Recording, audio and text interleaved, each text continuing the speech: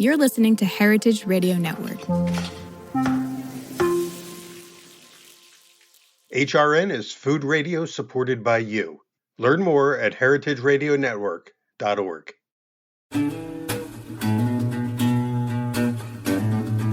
Welcome to Pizza Quest. I'm Peter Reinhardt for another exciting episode, and this one I'm especially excited about because we're with Wylie Dufresne, who is in the pizza game.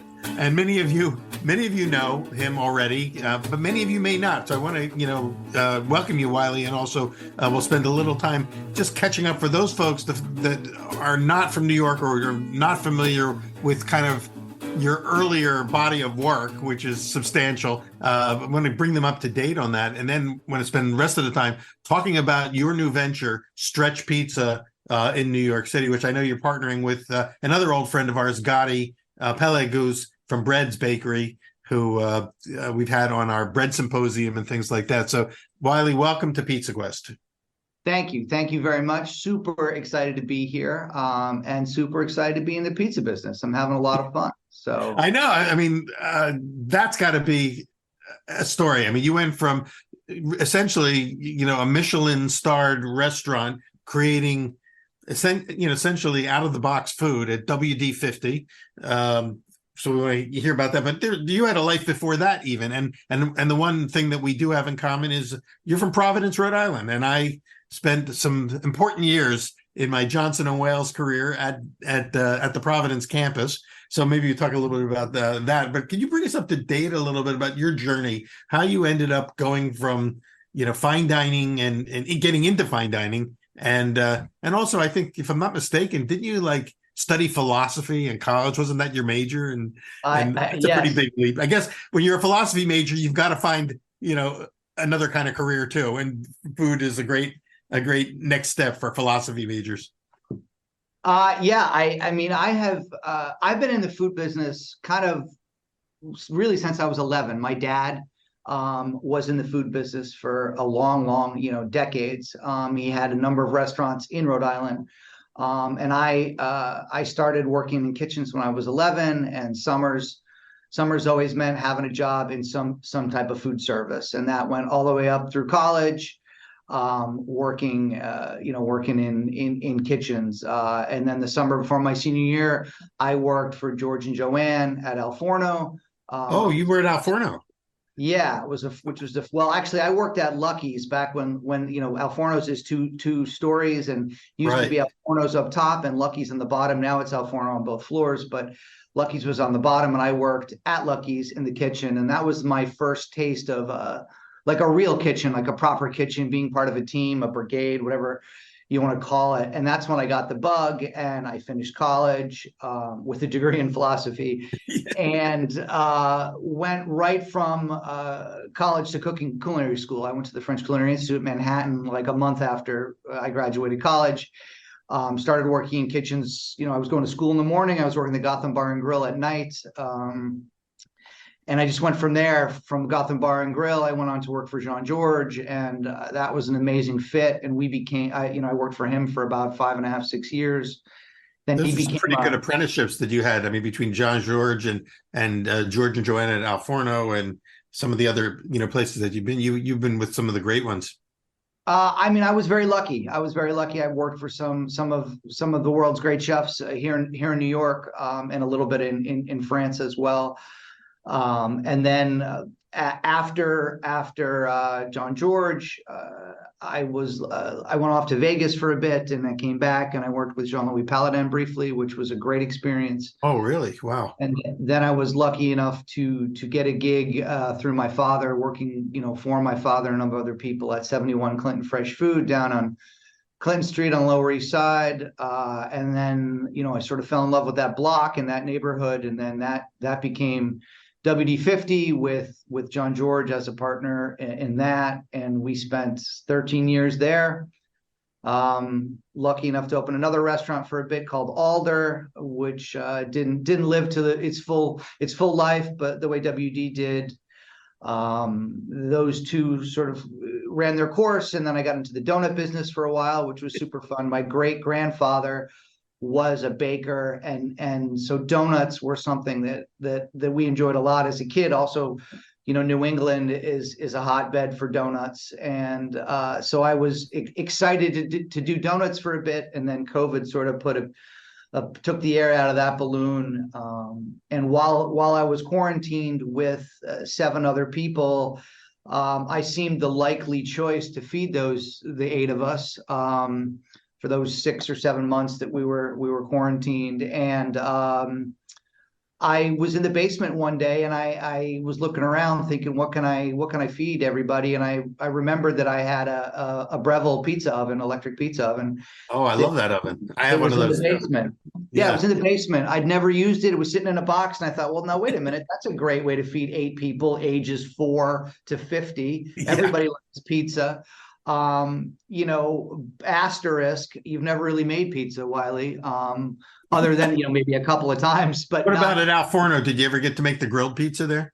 I did. I worked a grilled pizza station at Al Forno, but again, mind you, I was 17 and 19, I should say 20. And, I simply grilled the pizzas. I was so far and over my head. It was like just trying to stay afloat in a kitchen full of people that were truly professionals. This was my summer job. Yeah. George and Joanne were dear friends of my father's. They met working for him, and so they gave me a job. And so I was like, I could barely keep my head above water, but that was certainly where I got the bug. But I did not learn anything about pizza there, Right. other than how to grill it and dress it and move really fast. But I spent 6 months trying to teach myself how to make pizza dough, and I finally got to a place where I felt pretty good about it. And as the pandemic was coming down and it was time to figure out what was going to happen, I was like in the process of shutting down the donut shop. I had been dancing around with Gotti. We had been talking pre-pandemic about trying to figure out a way to do some sort of collaboration work together, because I live right around the corner from the original Breads. Yeah, and that's a great bakery. For people who don't know, Breads is one of New York City's most beloved bakeries. They make a killer chocolate babka that is the babka's amazing. Yeah, amazing. Yeah, it's great. We use it on one of our desserts at Stretch. But we had been talking about different things, and maybe it was going to be donuts, maybe it was going to be something with eggs, and we just couldn't find the right fit. And then when the pandemic sort of was winding down, and I was excited about pizza and kind of was like, this is what I want to do. I miss restaurants. I miss cooking. I miss hospitality. I miss guest interaction. I miss working with the team. I miss everything. And so I ran over to Breads and I said, hey, Gotti, how about we do something around pizza? And he said, well, you don't really know how to make pizza. And so I ran home and I made a pizza, ran it back to him. And he was like, okay. I waited a couple of days. I made another pizza. And then he was either tired of me coming over with pizzas, or he liked it enough to take a chance. And so we did like a 6-month pop-up there that was well received and a lot of fun. And we grew to really appreciate each other and decided that we wanted to grow this idea. And so Brick and Mortar Stretch was born. We've built a team and brought on some other great people, and here we are. Well, anyone who's seen the menu at Stretch or has been to Stretch knows that while it is a pizza restaurant, and the pizzas look like sort of your classic New York style pizzas, that it's still unconventional in a lot of respects, and that's partly because, and maybe greatly because, in your background, I'm going to backtrack a little bit again. Somehow in the course of your culinary training with all this classical formation that you had, you also were one of the early proponents of what we now call either modernist cooking or molecular gastronomy. You were doing this blending of science and culinary arts in a way that was uniquely your own, but was part of a movement that eventually manifested as WD50. And I think that's the restaurant that really put you on the global map. Yeah, that's for sure. I mean, I'm obviously super grateful for the opportunity and the time spent there, and I think that experience and that process trickles down to this day into Stretch. We're trying to make better pizza tomorrow than we did yesterday, and we're trying to understand everything that goes into making great pizza dough, and then we're using our 30 years of culinary experience to figure out what to put on top. And so hopefully those, as well as like you said, it's not just pizza. We have salads, we have hot and cold appetizers. I know the menus, on first glance, it's the classic menu. And on deeper glance, when you dive deeper, it's kind of like, classic menu, but with an extra twist. And I want to get into that with you, but I still want to go back a little bit, because making that leap from, what you were doing with working with it was, the chefs you work with were all always stretching the bounds of what's possible in the kitchen. But what caused you to kind of dive all in on the molecular modernist approach? Because that wasn't, not that many people jumped on that. Well, I was classically trained like, all of my contemporaries, and, we learned how to cook. We were taught how to cook. But I would say there was an element of our culinary education that was missing.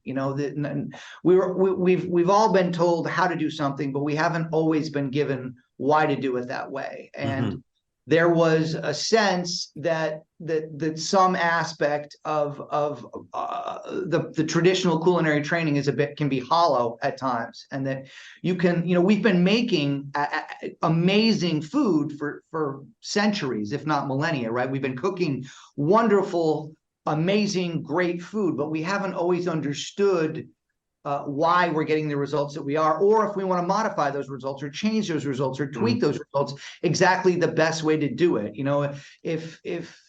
And so I started asking, why are we doing it this way? And the traditional answers were, well, we've always done it. That's how we've always done it, or that's the way that works. Or right. My absolute favorite is, you're doing it that way because I told you to do it that exactly. way. That sounds like the chef command. Yeah. And so while, for a young cook, I think those answers are probably okay. As you get to be a bit older and a bit more skilled, you would like to have a deeper level of understanding. And I think that that's a reasonable request. And so some of those, the traditional educational format wasn't always able to do that. And so we had to sort of step back and say, well, wait a minute, what is cooking? What are we doing here when we're cooking? And it turns out that cooking is a science. And what science is it? Well, there's certainly some physics, there's certainly some biology, but mostly it's a lot of chemistry. There's a ton of chemistry.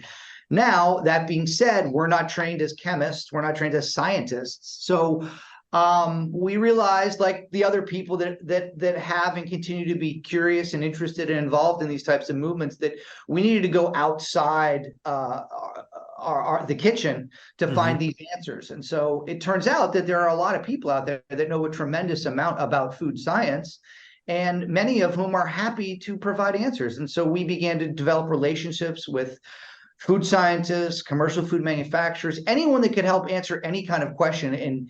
And so, we opened, not just myself, but chefs around the world opened this beautiful, wonderful Pandora's box where not only information, but new equipment and all sorts of stuff just started flooding in. And so we were able to really get and continue to have the opportunity to really understand what's happening to our food as we cook it. With the belief, it's important to understand there's no right or wrong way to poach an egg, but there's a more or less informed way to poach an egg. The more you understand what happens to an egg when it poaches, the more you can modify the outcome to your particular desire. And so that's really what it was about. And the ability to control the outcomes, I think, was such a big driving force on all that, to be able to say, if I cook at this temperature for exactly this amount of time, I'm going to have this result. It really was kind of mind-bending and mind-expanding for a lot of people who just thought, I just have to follow a recipe and it works. I'm not sure why. Yeah, following a recipe is great, and there's no shame in that. There's nothing wrong with that. But for me, I think that I need to understand a bit more than that. I need more data than that. Like I'm pretty good at following a recipe, in fact, but I would like to know why I'm taking these particular steps. And how those steps affect the outcomes. And you don't have to want to make crazy fanciful food. This is as equally useful to the bistro chef on the corner who would like a roast chicken that's moist and crispy skin, and haricot vert that are bright green, and mashed potatoes that aren't lumpy, and a béarnaise sauce that won't break. But if you don't understand the variables, then you're really you might roast a chicken 100 times and 99 times it comes out the way you want. And for some reason today it didn't work and you're not entirely sure why, Right. you can't really troubleshoot it.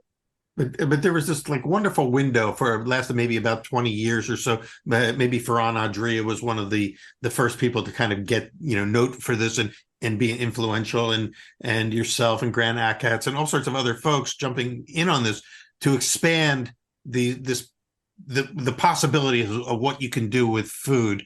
And I'm wondering now that sort of that halo period has ended, and you don't see as much of that happening, and yet its influence seems to have permeated, into the culinary industry in ways that people don't really even talk about or don't understand what influence it really had, and again manifesting in a simple pizza operation like your new restaurant Stretch, that is you're doing things there that you might not have ever thought of doing had you not been in the center of the hurricane of that earlier movement.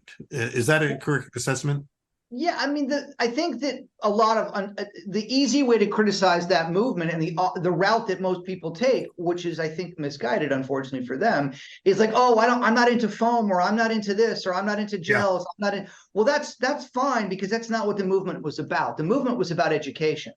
The movement was about learning how to cook, and that's never going to go away. Like, that's not done. I don't think you or me or anyone is prepared to say, okay, let's enough with the learning. Let's move on from that, and let's go back to the dark ages where we didn't know what we were doing and we're just sort of doing what had come before. No. Learning is always going to be cool. Learning is always going to be in vogue, and that's not going to die. And so, whether or not the stuff from the periphery or the sidebars, the things that we did live on or don't, and I think a lot of it still does live on. But what the real takeaway, the real value is that a group of us really opened the door to asking questions and learning and continuing to create this knowledge, and for me, a process that has allowed me to take on something like pizza dough and try and make a really good pizza dough, because I'm fortunate enough to go to college and be educated and learn how to learn. And so now I'm applying that to just a different topic, whether it be donuts or pizza or making noodles out of shrimp. But you have to understand the ingredients you're working with and how they behave. Right. And you're pulling the levers, but if you don't know what pulling the levers does, then you don't know how to pull the levers. And right. And learning is the cool part, and learning's here to stay, and that's the exciting part of the movement for me.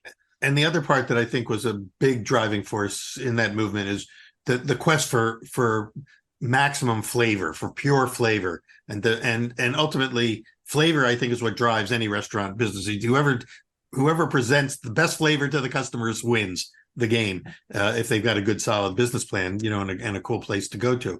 How is some of that learning and that quest for flavor manifesting now in Stretch? What are you applying from that? For instance, let's talk about your dough, your pizza dough. What are you doing, with your dough that has been affected by the training and education that you've had?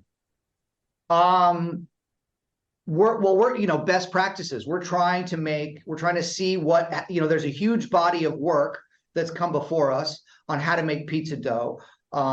So we decided that we want to play in the New York pizza pool. I mean, that, I was quarantined and I was making pizza in my Breville 12-inch pies, and I had to judge it against something. And the only pizza I was really that well versed in, was, having grown up in New York, was a New York pizza. So I was judging. I couldn't go anywhere. I was stuck at home. I couldn't go eat at other pizzerias to compare it. So I had to use my own life experiences. So I worked on trying to make a great New York dough.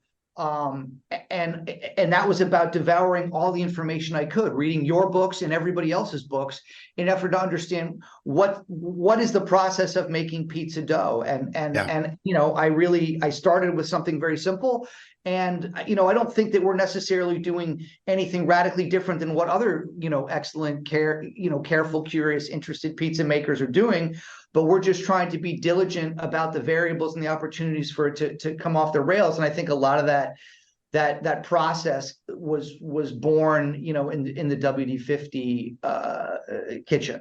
So for people who maybe are just now catching up to what went on in the sort of pizza, this new pizza renaissance that we're all a part of. What are some of the things that you think are key? What are the key methods and tips that people should know about what delivers a great pizza dough? I think you need to decide what you want, right, for your outcome. What kind of dough do you want to make? And then once you've decided that, wrapping your head around what some other great people have done. Because one of the nice things about the pizza community is it's pretty open. People are pretty wonderful about sharing what they've done. Yeah. Maybe not why they've done it, but at least what they've done. Yeah. And you can hopefully back into figuring out the how based on the why based on their how. So we're focusing on your particular dough. So you're doing a kind of a New York style pizza dough. That was your taste memory that drove this. You're not doing a Naples Neapolitan style dough. You're not doing a Detroit style dough. You're doing New York dough. So just real basic, like how did you decide what flour to use? Well, that was the first thing we did was, we started using flour that Gotti had on hand. I started working with Gotti's, head baker, and he was helping me understand the different stuff while I was in tandem reading about what is it that I want, protein levels, ash levels, this, that, the other, stuff, and learning about that. And so we've gone through a ton of different flours. We use a couple different flours in our dough. Right now, we've got some a little bit of T85 that we blend in with we use a King Arthur special patent flour that we like a lot. Uh-huh. And again, understanding how protein levels affect gluten and this and that and mix times. But I think temperature is super important. Temperature of a lot of things. So every batch of dough we've ever made since we opened, we chart everything. We chart the flour temperature, the room temperature, the water temperature, obviously the mix time, and then the temperature off the hook when it's done mixing, so that we can then see if we have any issues or notice variables. And then we mess around with fermentation, cold fermentation, bulk fermentation. And we're playing with all those things and try in an effort to get better results tomorrow than we did yesterday. We've got a biga in our dough now, and then it was like, do we want to do a leash? Do we want to do a biga? Do we want to do a sourdough? What do we want to do? And what are we looking to get from those things, and how are we hoping that they'll contribute to our dough? And part of that was understanding what roles those ingredients play in pizza, so we can make decisions about which one we like and which one we want to use, and how we want to do it. How long do we want our biga to sit? How does that affect our dough production in the restaurants and this and that? So like when you come to WD50, pardon me, when you come to stretch right now, today you're going to be eating dough that's anywhere between 3 and 4 days sitting in the cooler, ball and fermenting. And again, I don't really know if you count the life of the biga as part of the day of the dough. I think you probably don't. I think you count the life of the dough when it's fully mixed. But yes, we have a 3 or 4 day dough that we believe has some real nice flavor, some lightness, some structure, some crunch that plays well into a New York style pizza. Well, these are the pizza geek questions that come up when I do, like at the Pizza Expos, I do a panel called Tinkering with Your Dough, and hundreds of people come to this panel because they all want to know, does a couple of hours of difference of fermentation really make a difference? Does overnight, really improve it? And how many days is too many, and et cetera? So this is really drilling down, to the heart of it, because there's so many opinions on this, but, and everybody who's got a wonderful product, has a different way of getting there. So it sounds like what you're saying is that you've identified somewhere 3 to 5 days of a process to get the dough that you want. What does that extra time do for your dough that adds value? I think it gives it some really nice flavor. It gives it some incredible texture. It gives it some extensibility in a way that we find very helpful. We're constantly trying, like I said, to make better dough tomorrow than we did yesterday, but also fit it into our schedule. Having a walk-in that allows you to hold dough for 4 days is not an easy thing. That's a lot of space. That's right. So we were originally using 48-hour dough, and now we're all the way up to 72/96. And so we love our dough at 48, but we like our dough even more in the 3 to 4 day window. But is there a way that we can shorten the cold ferment, the bald cold ferment time? And we're playing with that. We're tweaking. We're wondering, can a 20? We do a 16-hour biga. Could a 48-hour biga, which is a much smaller footprint, buy us less cold fermentation time on the back end, so that we have more space in our walk-in, can move our dough faster? And we don't have the answers to all those answers yet, because we're still conducting experiments. So this is a work in progress still. Yeah, we've got a Sicilian on the menu, and in the last 2 weeks, we feel like we made maybe 3 weeks, we made some real improvements on the quality of our Sicilian by, again, adjusting and lengthening our fermentation times at room temperature versus in the refrigerator, which is different than how we ferment our round pies, which is mostly cold fermentation. And so we're still pretty young, but we're excited, we're eager, we're enthusiastic, we're curious. And we're hoping that gives us an ability to make a solid pie. And then we do have some 30 years of experience putting things on the top. So that is maybe a little bit of a competitive advantage that we have, is that we've been cooking things for a long time. And so the top is a fun place for us to play as well. Yeah, you do a lot of really inventive, creative stuff on top of the pizza. I know one thing I noticed is, sort of a focus on crunch factor. Is crunch a big important thing for you in terms of your culinary delivery system? Yes, texture has always played heavily into the food that we make, and that goes back 25, 30 years, because there is certainly a lot of interesting things that happen within the mouth and the brain when you're perceiving crunch and texture. And there's a lot of really interesting scientific data to support that as you crunch on things, it can enhance your enjoyment of those things. So yeah, we do like, we put fun stuff like tempura crumbs on top of pizza to get some crunch, because we think that not only is that fun and playful, but it's also a value add in terms of the experience of the diner. And you've gotten a lot of positive buzz for your potato chip salad, or salad with potato chips. And potato chips again I think potato chips are having their moment again. It's like it went from just being an everyday thing that now all of a sudden everyone's realizing, wow, potato chips can add a lot of flavor and texture value to high-end foods. Yeah, I mean, that's a fun one too. We make our own blend. We make a salt and vinegar chip, and we take plain potato chips that we then season with our own, homemade blend of vinegars, white vinegars, and various acids to make a salt and vinegar chip. And then we toss that in with a bunch of different greens and herbs and radishes. But we just dress the whole thing in olive oil. So we don't dress it with vinegar, because the vinegar comes in the form of the powder, so that the salad doesn't actually make the chips soggy. That's so that interesting. Salad can sit on the table for literally hours without the chips getting soggy, because everything's just dressed in olive oil. That's the first thought that came to my mind. Is how do you keep the chip from getting soggy when you put a salad dressing on it? And this is again where your background in understanding science and creating what would you say, a vinegar powder? Is that what you use? Yeah, we make our own, but I mean, again, salt and vinegar chips have been around for a long time, and that's fun. And realizing that we could incorporate that into a salad with a bunch of really great bitter, sweet, salty, umami vegetables, and bring in some crunch from not only that, but from sliced raw radishes, dried limes. There's a lot of different textures and flavors happening there that hopefully can make you smile as well as taste great.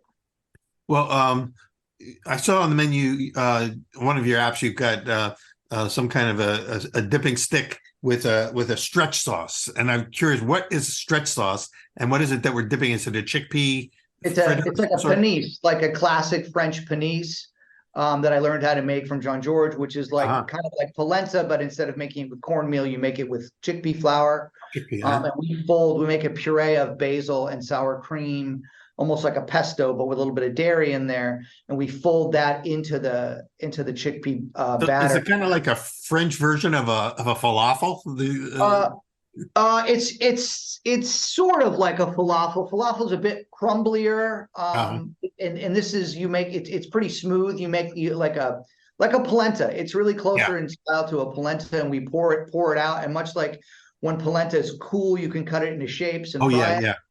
The chickpea batter cools, and we cut them into little bars, and we fry those bars, and we serve them with what we call stretch sauce, which has roasted peppers and Calabrian chilies and some dairy, some mayonnaise, some maple syrup, a bunch of stuff blended together, and it's this really great bright orange sauce that is. We have a bunch of sauces that we're pretty excited about, from a white halal sauce to a to a charred scallion ranch. To a green goddess, to a classic red sauce, all different sauces that we feel like go well with the pizzas, because we're you know what it's like, Peter, when people just leave the crust, right? And you have this giant boneyard on the table, and so we feel if we people a bowl of or a row of dipping sauces, and we can get them to eat the crust a little bit more, and it's proven to be something that people have gotten excited about, getting the dipping sauces and eating those. I love it. And we see the boneyard go down. I know it began with, like a lot of pizzerias putting a little honey on the table so you could dip your bones in the honey. But I love the idea of having 3 sauces and each sauce gives a whole other flavor profile, so that you're getting a lot of flavor experience from just a few pizza crust, bones. There's some other interesting things I noticed on the pizza menu. You were getting, I think, a lot of positive feedback on a pizza you call the Nelly. Is that's the one with the shallots? And is that like the shallots 3 ways on top of a pizza? Yep, it's roasted shallots, it's pickled shallots, and it's fried shallots. That was, again, sort of looking backwards in an effort to go forwards. It was a very traditional thing growing up in a French kitchen, where they would say, let's do celery root 3 ways, or let's do cauliflower 3 ways, or let's do duck 3 ways. Or not only 3, but let's do multiple presentations of a given vegetable or of a given protein. And so we're just applying that to the pizza, and I made that one day at home for my family, who's sort of they're some of the early beta testers, and our younger daughter, whose middle name is Nell.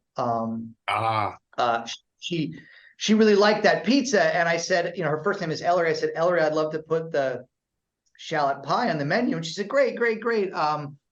What are we going to call it? I said, well, you pick the name. And she said, can we call it the Nelly? And I said, we sure can. And so it's named after her, and that's the pie she gets every time when she comes in. She always says, yes.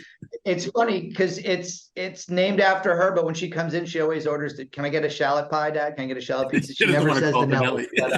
But it's funny. It's the Nelly, and it's funny that I've noticed this around the country. You get roasted shallots, again, pickled shallots and fried shallots. So there's a lot of texture, some sweet, some salty, crunchy, and again, I think it's fun. And onions and shallots are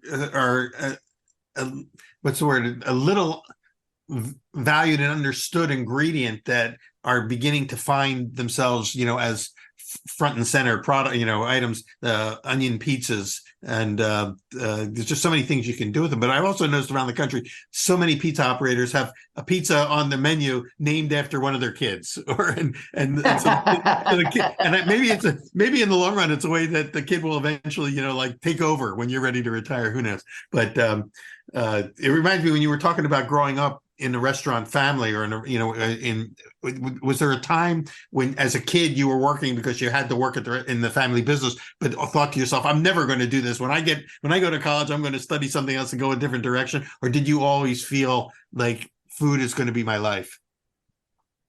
I always, I loved it. Summer, like I said, my summers were spent working in kitchens, and they were always great. It always gave me some, walking around money to put in my pocket. And then when I got to college, I want, again, I needed some cash. So getting, jobs on campus, working in food service. I was a man, I worked at the campus pub and eventually became a student manager there. I worked in one of the dining halls at college, and I always loved it. But it wasn't until that job at Al Forno that it really was like, oh, I like this. I like everything about this, so much that I want to try this as a career. It wasn't, that was a real aha moment for me. Yeah, that's when the lights went on.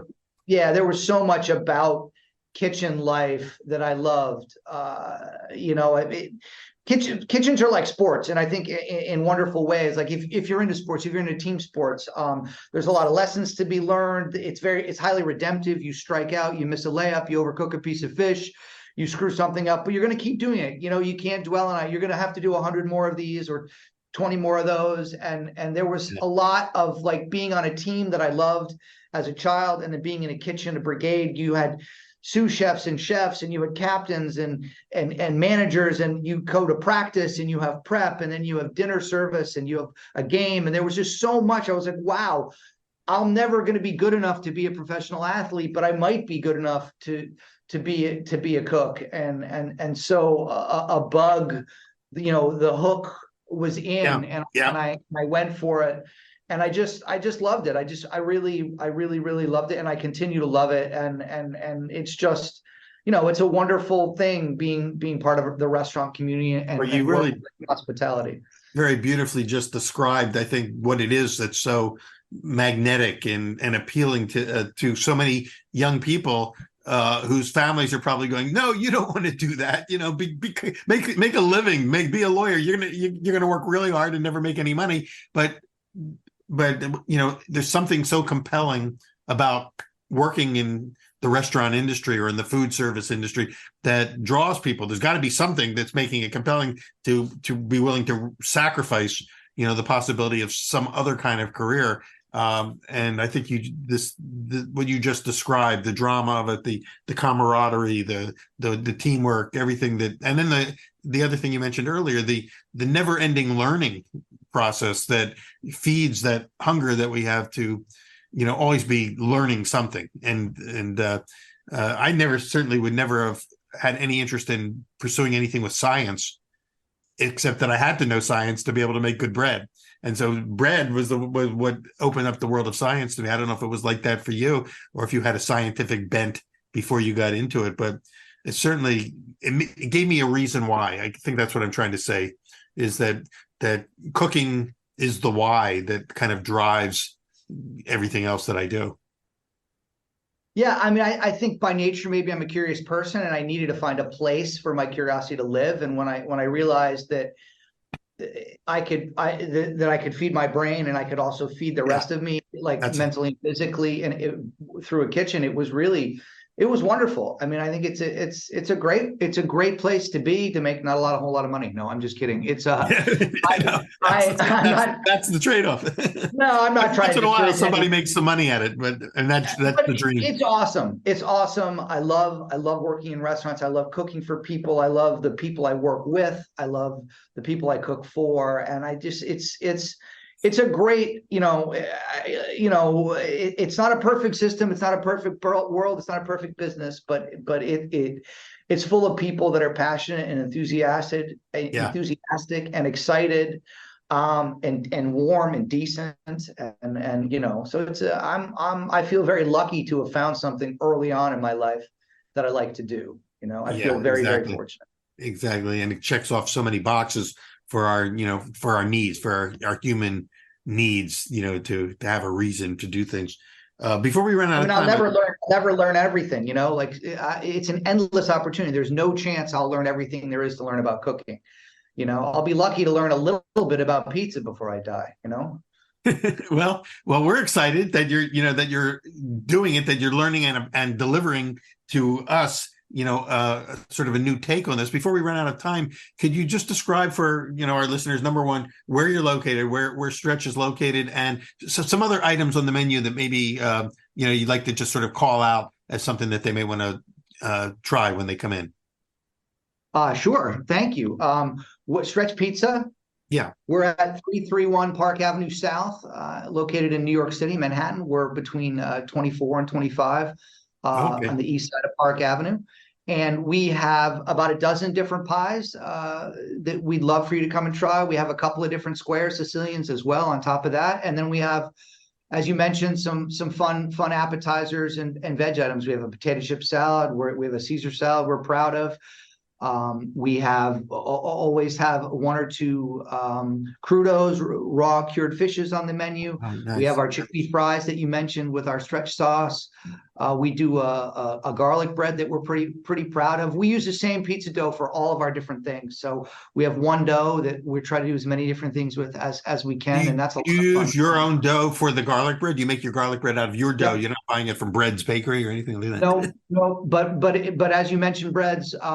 We have a soft serve. The only two Oh, yeah. desserts we have are chocolate chip cookies. We have really tiny chocolate chip cookies, and we have two kinds of soft serve. And the soft serve changes. One flavor changes every month or so, and the other one stays the same. And it's a banana soft serve with a peanut butter shell. And we take some of that delicious babka from breads and we chop it up and we dry it in the oven a little bit. And so it's, again, texturally, it's the cold banana, creamy, soft banana with the hard peanut butter shell, and then this sort of cakey, cookie, hazelnutty, chocolatey Yeah. crumble.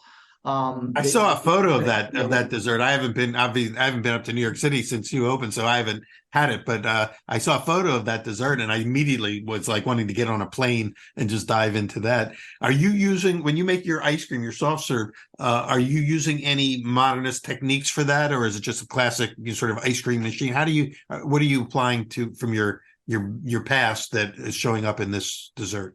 Well, I mean, soft serve is an interesting form of ice cream. You know, it does have some of those ingredients that are from my past. You know, there are some milk powders and maybe some xanthan gum or some things in there that act as sort of stabilizers in ice cream that you don't always see in hard pack ice cream. And so I think an understanding of some of those ingredients and how they behave from my past life has hopefully allowed us to make tasty ice creams in store now. I'm imagining that it's just smooth and creamy as can be. And why banana? Why is banana sort of the heart of that flavor? You know, we were working, you know, we have an ice cream machine that can has two hoppers, so we can do two flavors. So we thought, well, do we do one so we can make a lot of one flavor, or do we have two? And you know, during Friends and Family, we were trying different flavors, and peanut butter and banana and the babka and Elvis, and I don't know, it sounded Yeah. there's no bacon, but you know, it sounded fun, and we did it, and I really like the idea of a nod to my partner, because I think that's important that we celebrate what he does and all the great stuff that he has done and continues to do, and our tie to that. And you know, we did a pop-up. The pop-up happened there. You know, the head baker helped us with our pizza then, and I think it would be I'd feel it like it was an incomplete part of the story not to constantly tip our hat to that relationship, and you know, without them, who's to say we'd be as far along as we are? And so you know, I'm grateful for that. And so I think for me, that's an important thing. And banana, just, I don't know, peanut butter and banana are good friends. Whether they're old friends, I can't really say. And the funny thing about it is that, you know, banana is very polarizing, but it's still 9 times out of 10 sells more than the flavor next to it, and except when we put vanilla in there. Vanilla is always, and will always be the king, but otherwise banana does pretty well. That's cool. Well, I can't wait to come in and try it. Well, are you open for lunch and dinner, and how late? Yep, we're open for lunch and dinner 7 days a week, and then Fridays and Saturdays we're open till 10 p.m. We start 11:30 every day till 10 p.m. Except Fridays and Saturdays till 11. Do people need reservations? Can they call ahead and order something before they come in? And are you doing anything in a box? We will be starting delivery very soon. Oh, good. We currently do pickup, and we obviously in-store dining. You can come. We have seats at the bar if you want to just walk in.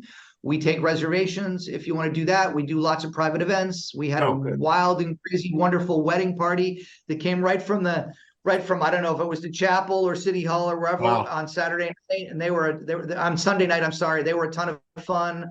And that was great. That was the first That's time for awesome. us. But yeah, we do it all. So Yeah, please and come see us. I see you got lots of pizza boxes up on the wall. I think is it from the collection of our friend Scott Wiener? Is that part of his collection, or are these your own boxes up there? The pizza boxes are all from Scott. Yep, that's his So for curated those who art. would be following us know that Scott has the Guinness World Record of collection of pizza boxes. So I'm glad he's found a gallery in New York City to showcase these works of art, really, and on the wall Yeah, at Stretch Pizza. yeah. I mean, he's he's obviously probably the greatest pizza historian around, and as well as just an awesome human being, and being able to have like you said, a gallery where we can show some of his collection has been a great honor for us.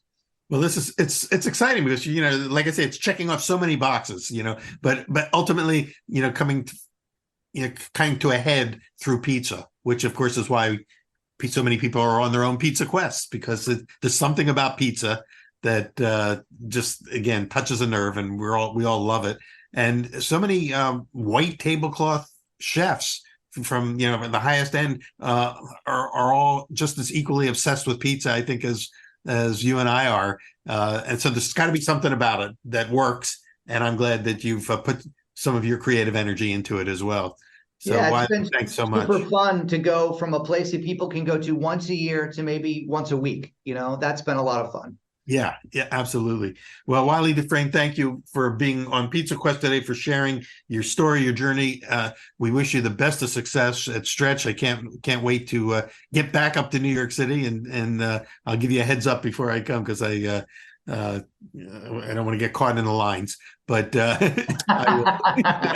It's been an honor. Thank you so much. And again, for those of you who are watching, Stretch Pizza, just give us the address one more time, and then look up their website, and you can get the whole menu and everything there. But address again? Stretch Pizza, 331 Park Avenue South in New York City, Manhattan. Okay, so Park Avenue South. We will see you again. I'll see you in New York. Hopefully, I'll see all of you on the next episode of Pizza Quest. And again, Wylie Dufresne, thank you so much for being here today. Thank you so much for having me. A real honor. Pizza Quest is powered by Simplecast. Thanks for listening to Heritage Radio Network, food radio supported by you. Keep in touch at heritageradionetwork.org/subscribe.